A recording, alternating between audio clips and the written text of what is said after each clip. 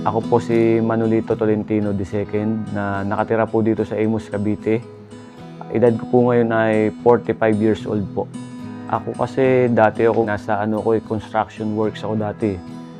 Ako noon, talagang parang malwan ang pamumuhay namin, halos wala kaming utang. Tapos nung dumating yung time na nagkaroon ng pandemic, medyo mas dumami yung pangangailangan ng pamilya. At ang isa pa dun sa masakit nun is nagbawas ng tao yung company. Nakasama ako dun sa pagbabawas. Tapos may natanggap akong kunting pera, ginawa kong puhunan para sa papasukin na negosyo tulad nung paghahalaman. Kasi that time, malakas ang halaman nun eh. Kaya doon kami nag-focus sa pagtitinda ng halaman, sa pagtitinda ng mga paso or garden needs like loam soil, fertilizer. Ang kagandahan naman doon is nag-boom talaga siya during pandemic yung mga halaman. Lakas noon, maganda income noon eh. Nagtuloy-tuloy yun hanggang 2021. Tapos noon, doon nag-start yung pagiging matumal yung benta.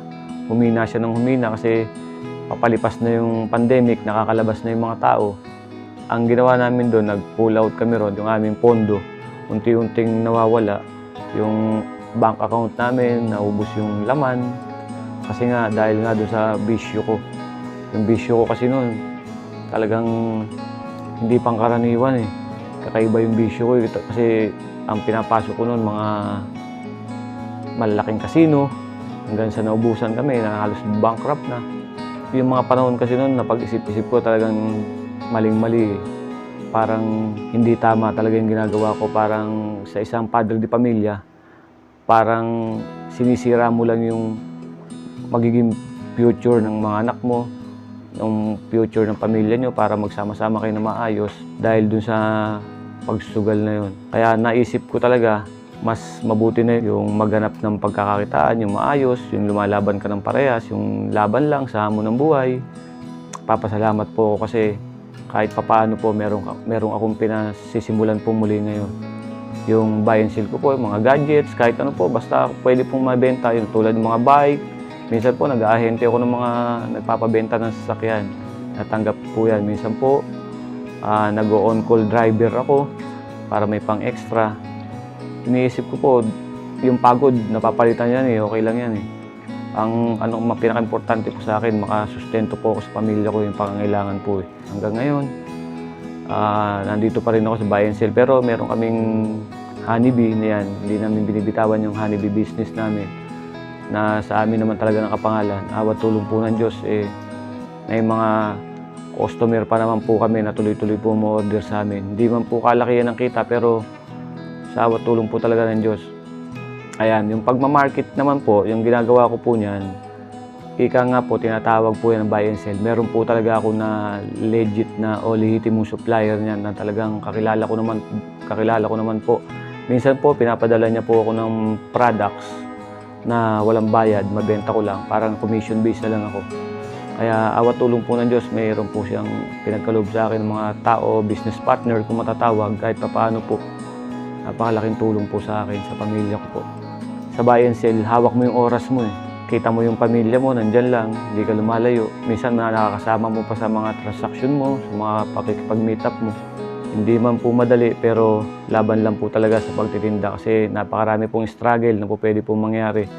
Meron dyan iba't ibang klaseng tao kasi po dito sa pakikipag-online transaction eh, sa pagbebenta online ng mga produkto.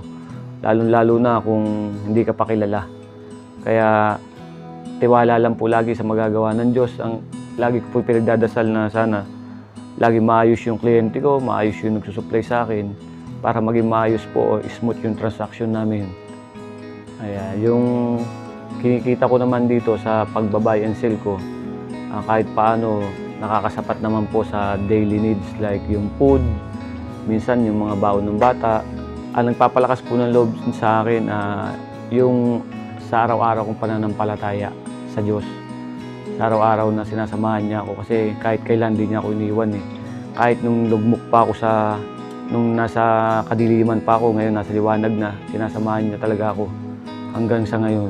Hindi niya ako pinabayaan, hindi ko naramdaman pinabayaan niya ako. Yun yung isa na nagpapalakas ng loob ko kung bakit tinutuloy-tuloy ko itong gantong trabaho or gantong negosyo. Kasi ramdam ko talaga na nandyan siya palagi. Ang may papayo ko po sa mga katulad ko na padre di pamilya, kung nadapa man kayo, huwag niyong iisipin na lagi kayong dumapa. Kasi meron nagtatayo sa atin, lagi may umaakay sa atin, lagi may umaalalay sa atin. Basta tumawag lang kayo, lagi nandyan yan.